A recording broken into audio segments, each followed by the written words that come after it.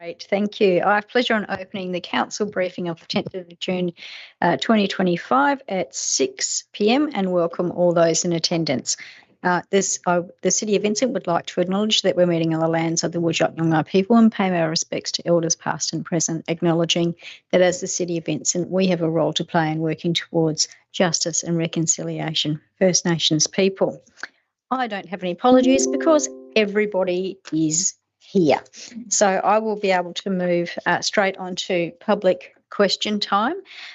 So can I just get an indication, is there anyone here who wishes to ask a question? Okay, so when you come forward, please just come forward to the microphone, say your name, say what suburb you reside in, and please tell us what item you want to speak to or ask questions about. This is a briefing session, so we're only talking about matters which are on the agenda. And you are timed to 3 minutes. So if you are speaking on the same item as someone else, please don't just repeat them. You can say, of course, you agree or disagree with, or well, no, don't say if you disagree, but say if you agree with their comments and can make additional comments if you want to. And if you don't, it is being live streamed. So if you don't want to appear on the live stream, please let us know at the beginning of your remarks. So could you please come forward? And whoever wants to address the meeting, your items will be brought forward and be the first ones we discuss. Hello, what's your name and where do you reside? Hello, everybody. Caroline Cohen, Gardner Street, East Perth. And thank you very much for giving me the opportunity to talk to you all. And I'm afraid we're talking about something that we have talked about before. This issue of item 5.2 has been to the State Administrative Tribunal now because the State Government WA Planning Commission is appealing the decision that you people all made to support 140 Guildford Road previously. This evening we have a 230-page report before us that seeks to persuade the council to remove number 40 from the Municipal Heritage Inventory. On page 2, so we didn't have to read too far into it, of the report, the SAT has invited council to reconsider its decision and says that it is not asking council to remove the house. So it's a very benign approach, softly it would seem. However, it is not clear to me what compelling new information has been provided in this report. But what is obvious is that the council decision does not meet the requirements of the predetermined brief.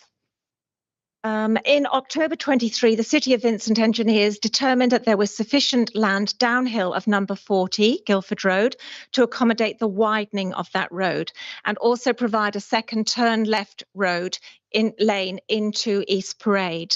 So this is not a reason to demolish the house. The land can accommodate this. The 23rd of April 2024, community members gathered here to plead for this house. I'm still pleading for it. There may be others who support this, but generally the council did not support the removal of that house and resolved that it should be renovated to restore the years of neglect and vandalism.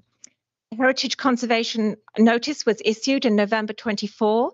This was following the destruction of 10 exceptional and healthy trees on October the 15th last year, done without any consultation with community.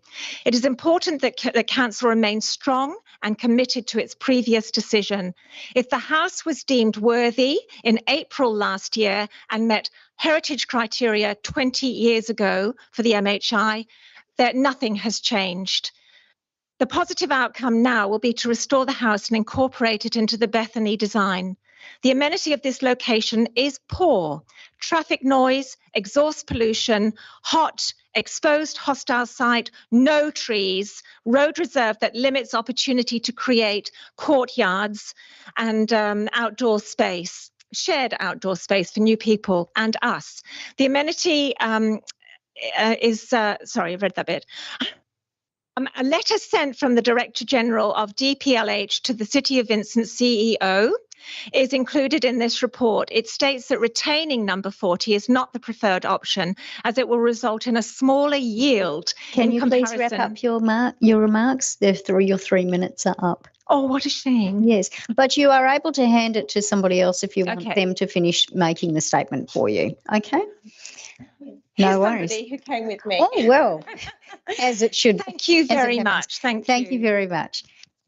So if you could This just, next bit's reasonable, I think. that's fine. So if you're able to just say your name and the suburb you reside in. Hello. Thanks, Dad. My name is Elizabeth Parker and I live in Pakenham Street in what I prefer to be called Wandoulia. I'll do Hannah Ferguson here really quick. Letter sent from the Director General of DPLH to the City of Vincent CEO is included in this report. It states that retaining number 40 is not the preferred option as it is the result of a smaller yield in comparison to other designs, density of dwellings. With the Heritage House demolished, the site would be optimised by taking full advantage of a clean development site. And the site is well located, in inverted commas. Neither statement is reassuring. The first refers to an environmental vandalism. The 2 jacaranda trees growing on the edge of the laneway that is proposed to be widened for the access and the parking are vulnerable. Well located? For what? The access in and out of the precinct for pedestrians, cyclists, mobility scooters and access to East Parade and Mount Lawley train station is dangerous. My husband's been hit twice. My car's been hit. Donna's been hit.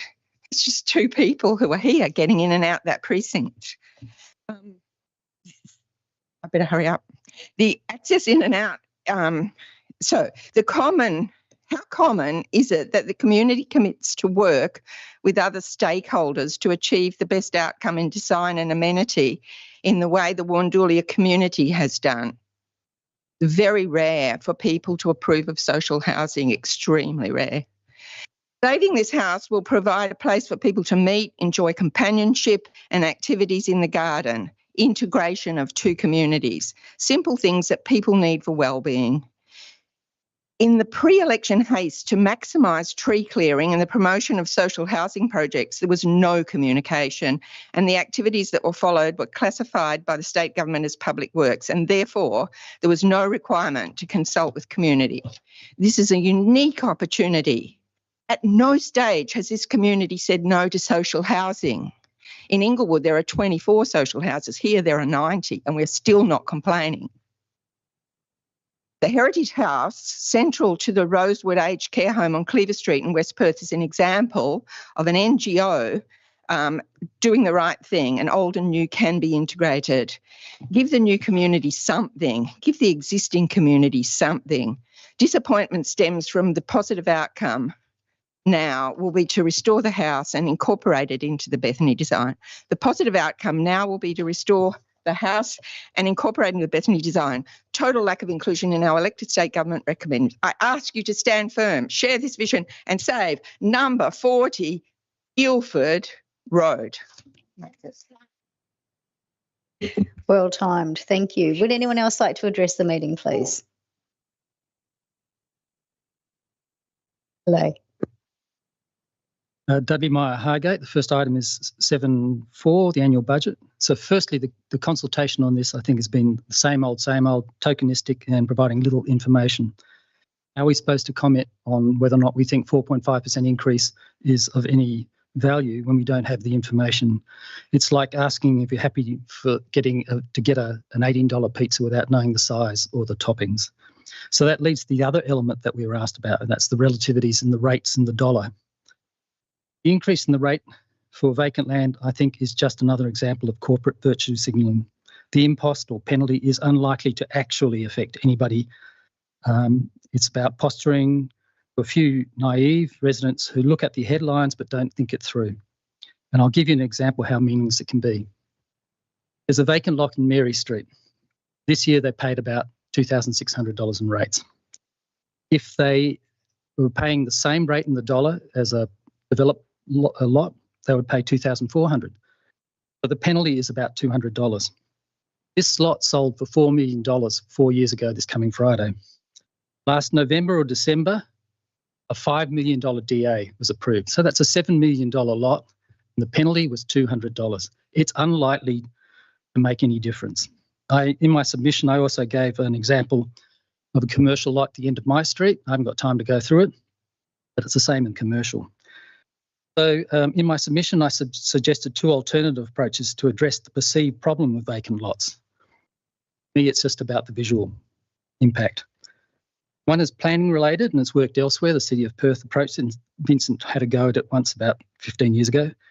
And the other is a bit more way out, but it's something a progressive council might consider. The other item is 5.4, the Mount Clermont Depot. I think this is one of the most important actions and can have the most significant impact in the long term financially. You have to get it right. This first came to council in November 2023. It was the first meeting for a number of you. At the time, the CEO said the city would have the ability to relinquish the management order at any time. So it sounded benign, exploratory and non-committal.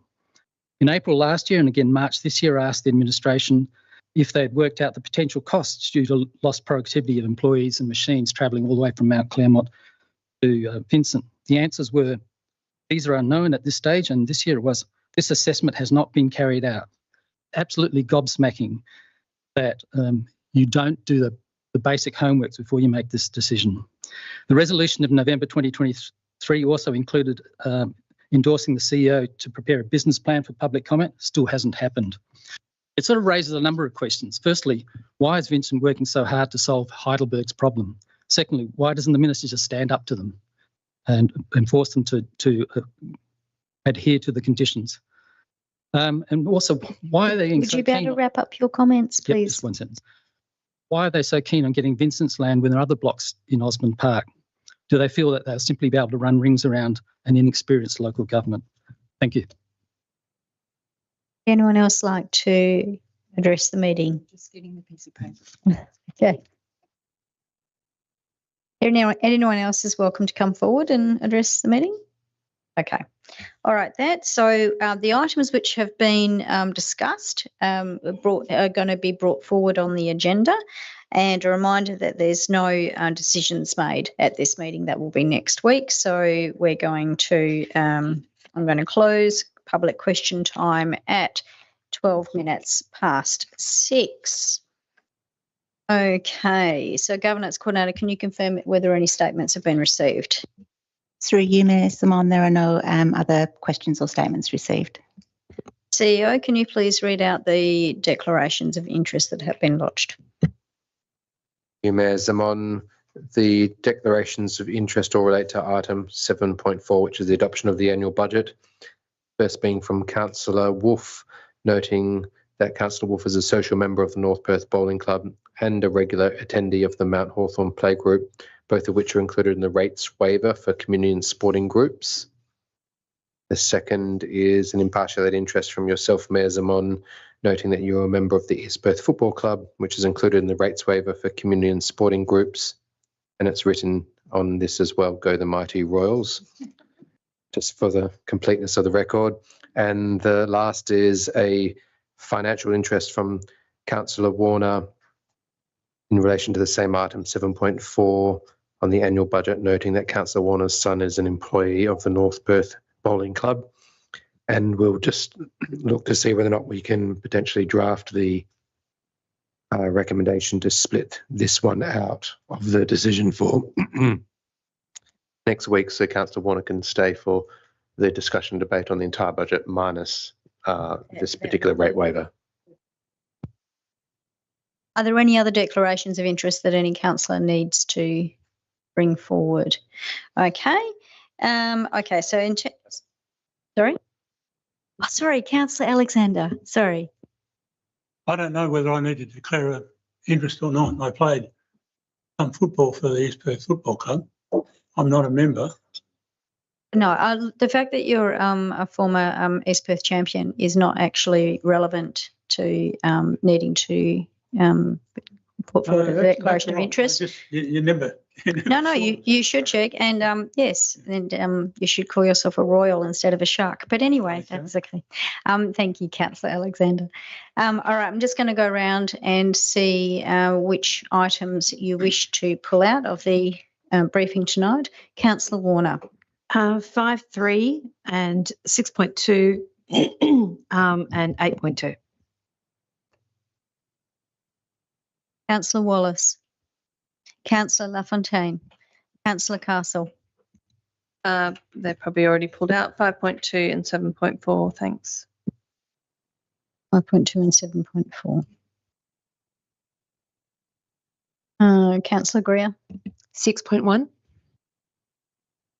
Councillor Alexander, Councillor Wolf, Councillor Hallett. Okay, and I had 5.3 as well. So I'll just work out the order.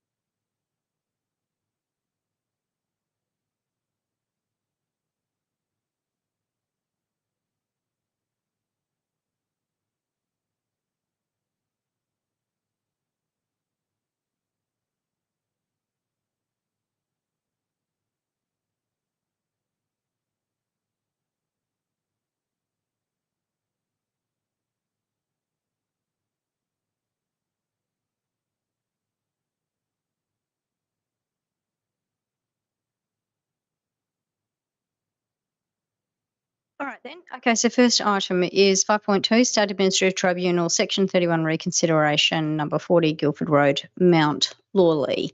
Okay, Councillor Hallett, you have questions.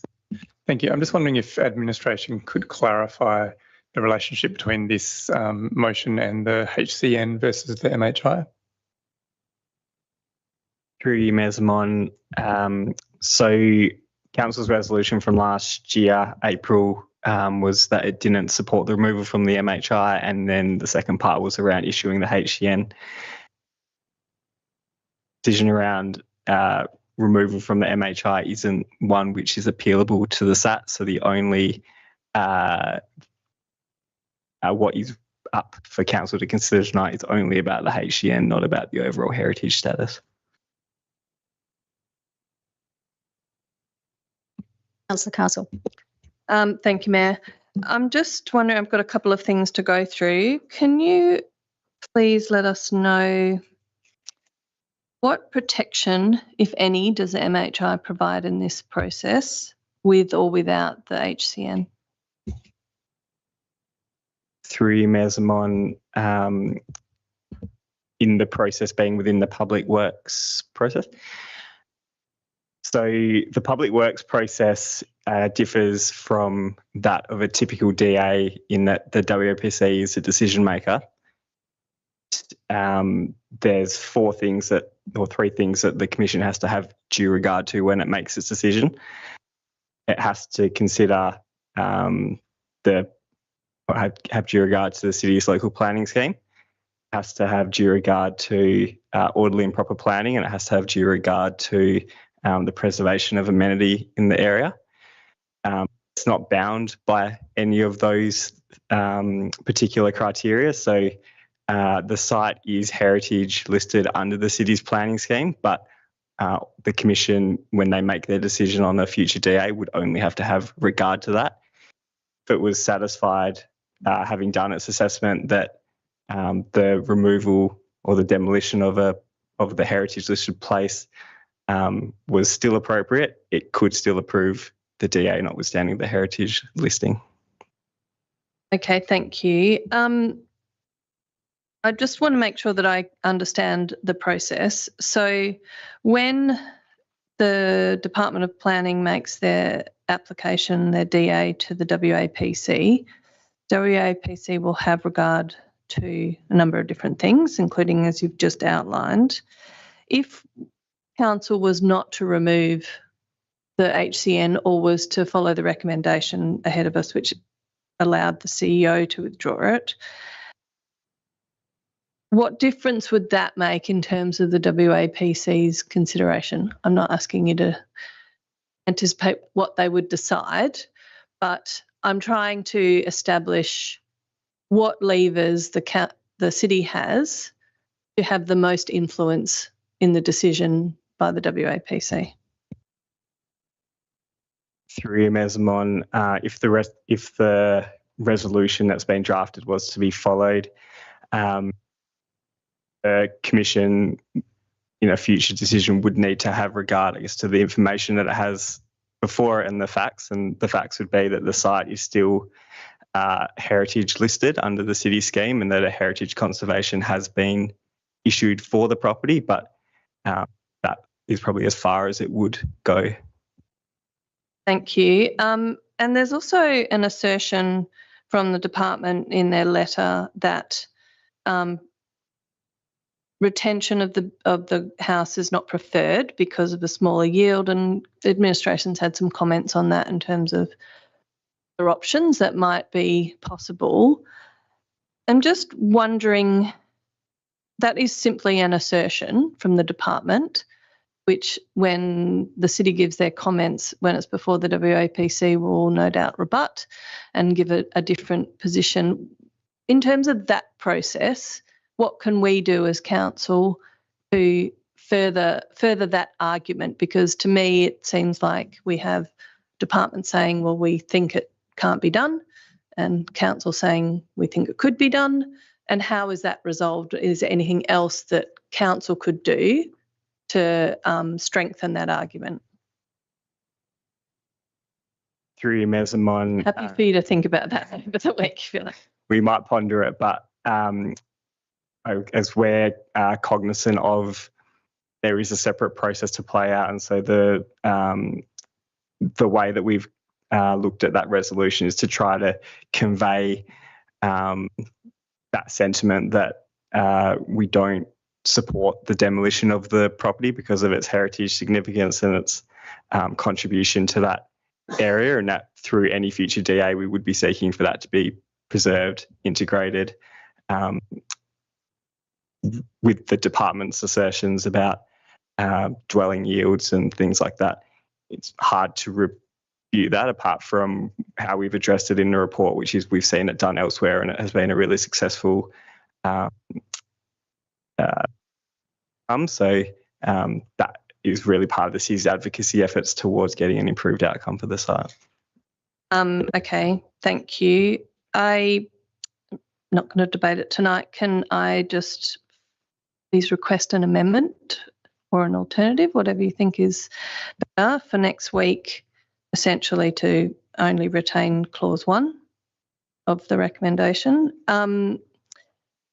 I do have some technical questions if that amendment or alternative is not considered next week.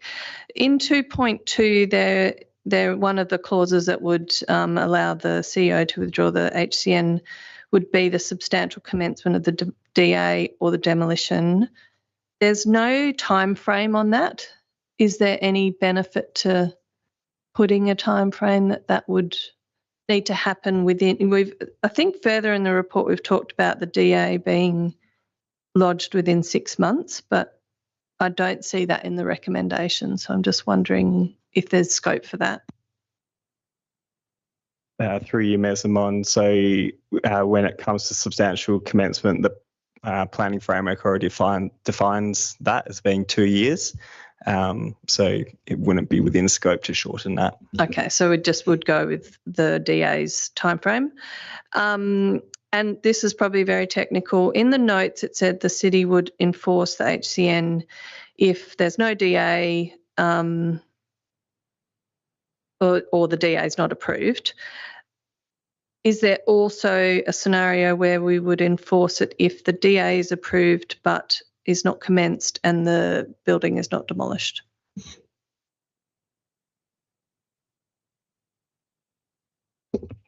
Mayor Simon, I'll take that on notice. Thank you, that's all. Okay, are there any further questions in relation to this item? Okay, we'll move on. So the next one is 7.4, adoption of the annual budget. Noting the various conflicts of interest. So so Councillor Warner, I think you need to leave now, but we will arrange it so that next week that won't have to be the case. Okay, so are there any questions in relation to the budget? Councillor Castle. Thank you. I just have a question around clause 10 of the recommendation that relates to a concession for vacant residential properties. I just wonder if you could explain how that will work and how that addresses some of the issues I raised at the last meeting about the increase in that rate in the dollar. Yeah, through you, Mayor Zamon. So that proposed recommendation will automatically apply a $250 rebate against vacant residential properties next year if their property's been vacant residential for less than 2 years. And we feel the 250 amount is essentially based on the median vacant residential properties increase with the higher rate increase. So this would nullify a large portion of that rate increase that we've proposed at 25% for those properties. And so the time frame around that is designed to allow for those people that I was concerned about capturing that are in the process of building their property on their house on that property. Is that correct? Yeah, through you, Mayor Zamon. Yes, that's correct. We feel that the 2-year timeframe will allow them enough time to get their planning approvals in place and also construct their house, so they're not penalised if they are actively trying to develop and build a property on the block. And in terms of the process, the definition of vacant residential, does that stop, or that they stop being considered vacant at what point in the building process? I'm just thinking if that takes more than 2 years to build their house. Yeah, through you, Mayor Zamon, yes. Once the property's been complete, Landgate will update the rates record, and then the property's adjusted in our system at that point. So possibly could take more than 2 years in some instances. And when you say complete, lock-up or some other milestone like that? Okay, thanks. Just a question about 250.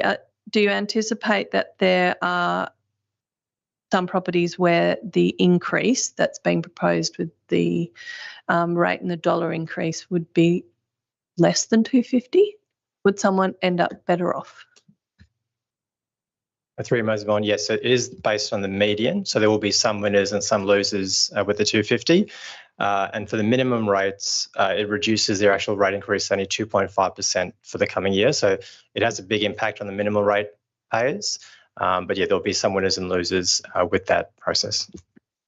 I'm just wondering then if there's scope, and you can tell me in the briefing notes if this is too difficult, to actually set that figure as 250 or a lower figure that can be calculated in relation to the increase so that we only have losers. That sounds terrible, but just that if the purpose of this is to encourage development and remove vacant properties from the list, then it would not seem to be much of a disincentive if you end up better off. Through you, Mayor Zamon, we'll look into that. We tried to make the process as easy for our rates team as possible, just so the system would automatically apply the 250, but we'll look into that and provide some comments in the briefing notes. Thank you. I'm very happy if the feedback is the extra administrative burden is not worth the savings, but just would be interested to see. Thanks. Are there any other questions in relation to the budget? Okay, so Councillor Warner can return. And I'm going to move on to the next item, which is 5.4, the portion of Mount Claremont Municipal Depot. Let's wait. Oh, no. Okay, I've just been advised that that the report will be coming next week. But it's down here anyway. Does anyone have any questions anyway? Colour will the paper bit? No. All right. So, okay. Thank you. I've just been advised by the CEO it'll be circulated on Friday. Okay. So I move now to 5.3 Health Services Historical Sundry Debtors Debt Write Off. Do we have any questions in relation to this item? Councillor Warner.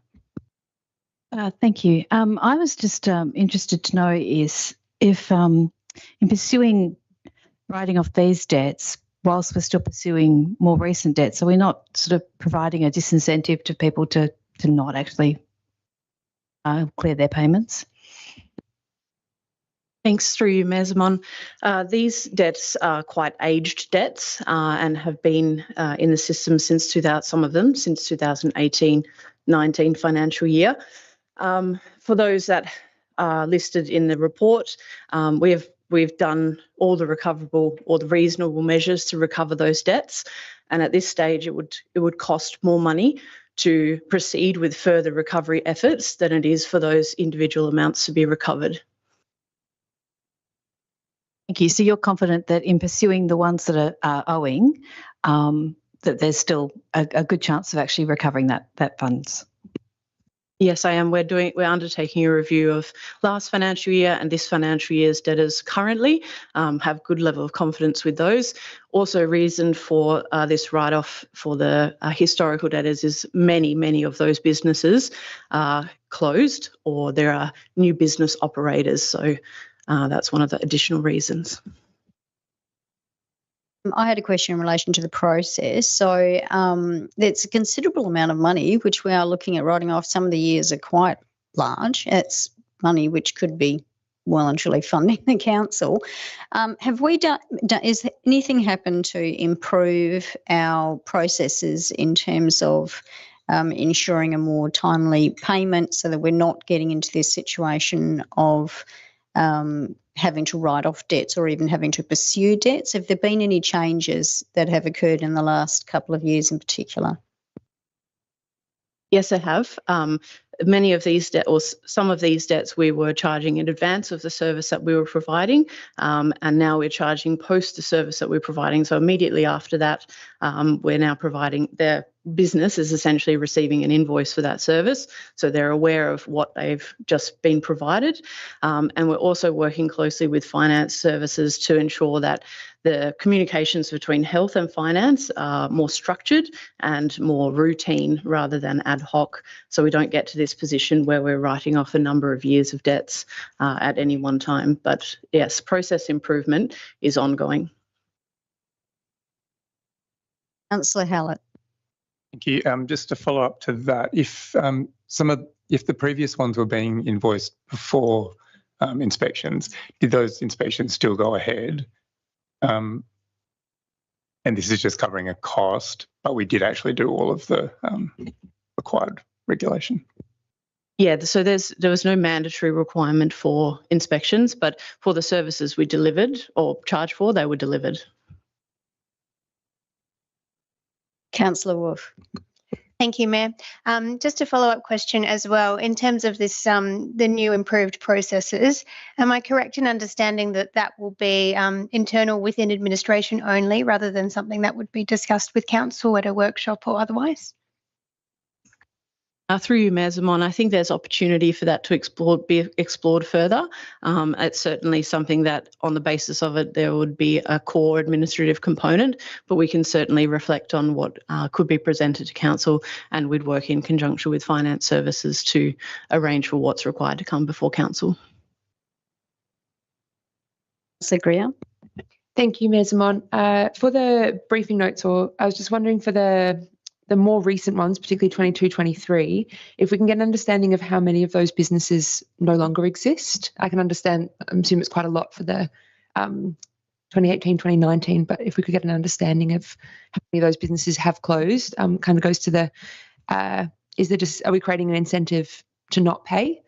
I'd be curious if the consequences will you no longer exist, hence we'll wipe the debt.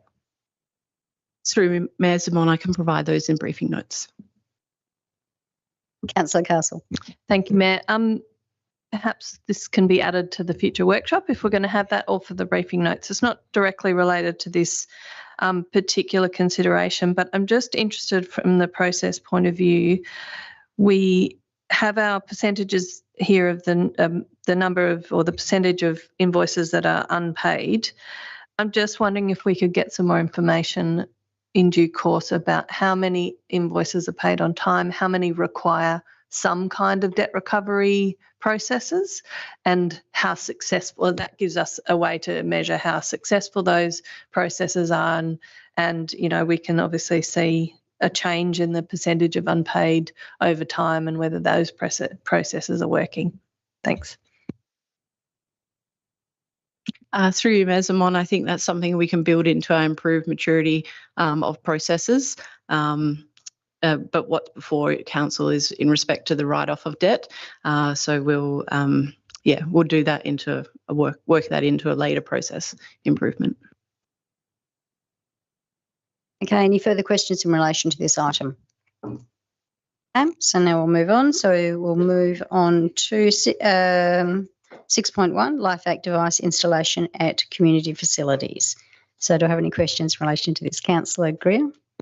Thank you, Ms. Amon.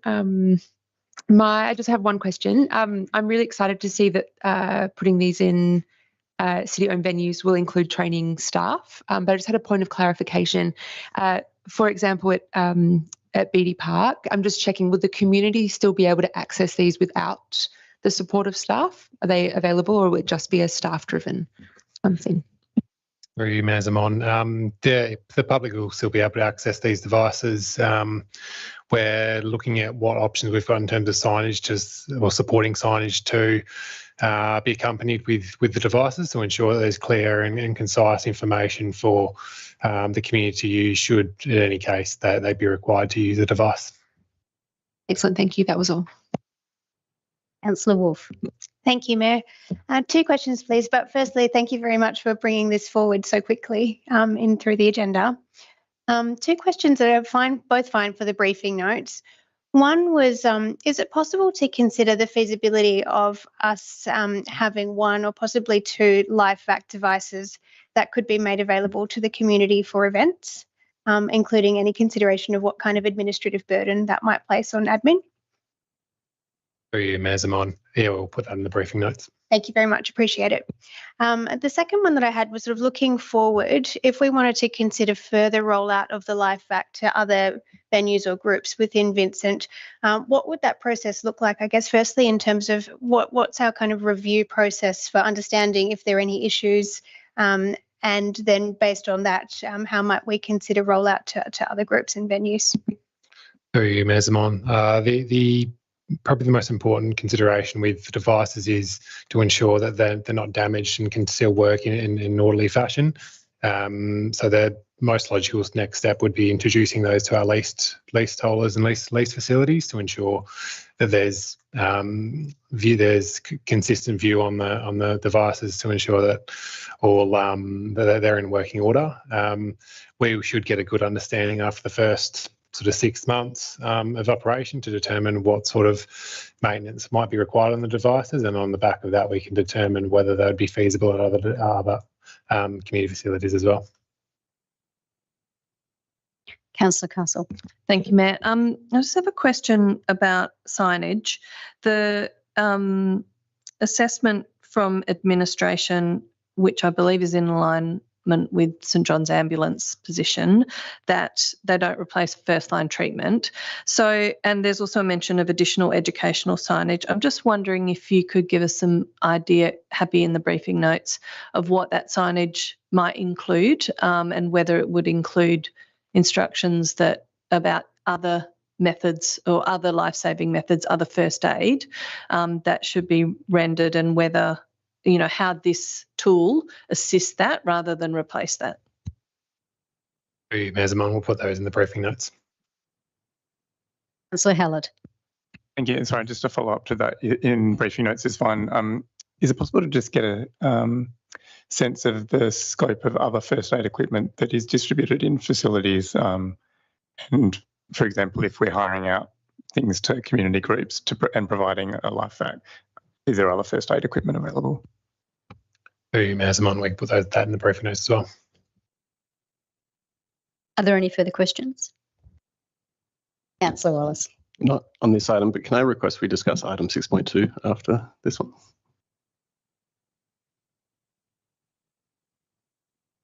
Absolutely. Any further questions in relation to this item? Okay, so the next one is 6.2, hire a skid steer loader associated plant. Councillor Wallace.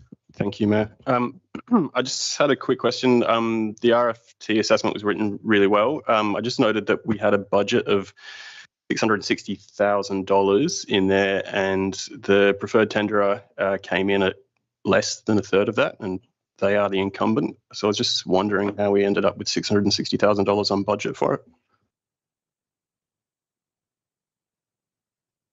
I'll need to have a look at it might have been broken down into an annualised amount rather than the 3-year contract amount, but I will look at that, but I suspect that's the answer, and we'll put that in the briefing notes.